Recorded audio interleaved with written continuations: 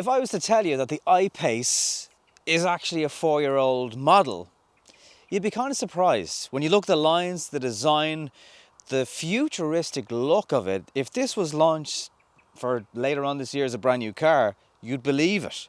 Classic Jaguar grille across the front, very striking LED bright white, crystal white headlights, and just the way it sits down. Sometimes I look at this and I say, this could be a concept car, never mind a car that's around 4 years old. Why do I like this car so much? Well, that's one reason. Another thing that's a bit mad about the I-Pace is this model is around under €80,000, and yes, you can go mad on the spec and add extra things onto it. Of course you can, like any car, panoramic glass sunroof, things like that. But this car is quite a bit cheaper than something like the BMW iX, which you might be considering in this lovely deep red colour with this very plush interior. But hang on a second, the interior on the I-Pace, it's not as futuristic perhaps, and it's classic Jag in many ways, but it still absolutely stands up and is a gorgeous interior, particularly if you go for the brighter cream leather. You fancy a Tesla? Well, the door handles pop out on the Jag also. This is a black edition version, so you get lots of black around the edges of the glass, down the side of the car, black alloy wheels, housing for the mirrors, and around the back there's lots of black. It also sits quite low down compared to something like the Model Y, the iX from BMW, and other cars of that sort of category. And the boot's actually pretty usable too.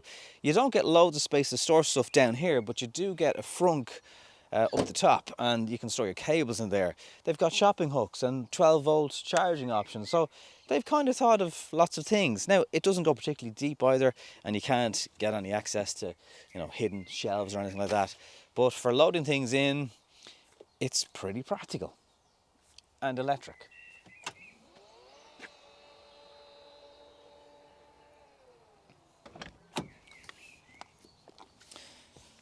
Getting in and out of the car is pretty easy because the door is open nice and wide, and again the brightness of that panoramic roof combined with the cream interior, it's a lovely place to sit. All the things you'd expect, including an armrest here with access to the back of the car, USB-C charging options on both sides for 2 passengers. It is kind of a 2-person bench. It's kind of hard to get support in the back of your thighs if you want to stretch your feet, which they kind of will fit, under your driver's seat. A little bit of an air vent going on here for extra comfort, and it is a very fancy place to sit. Absolutely nothing wrong with it. The grip is generally spot on once the tyres are right. 400 brake horsepower on tap, just like that. There's really great feedback through the steering wheel. It's got a fantastic air suspension. It's not the softest ride in the world. There are times where it does feel firm enough, but generally that air suspension does a beautiful job.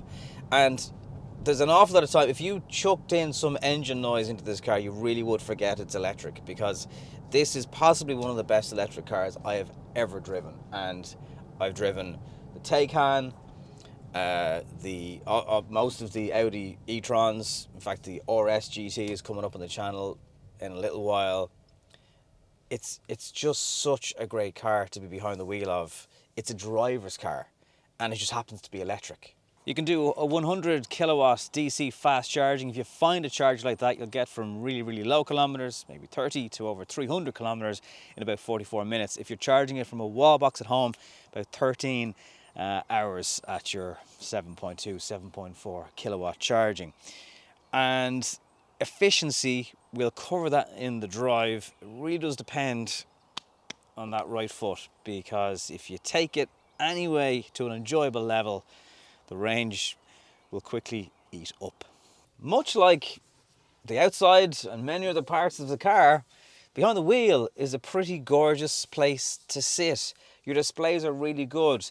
This latest Jaguar Infotainment System is so easy to navigate. It's got low traction launches. You can find out all your data, slide between medias, and it just works.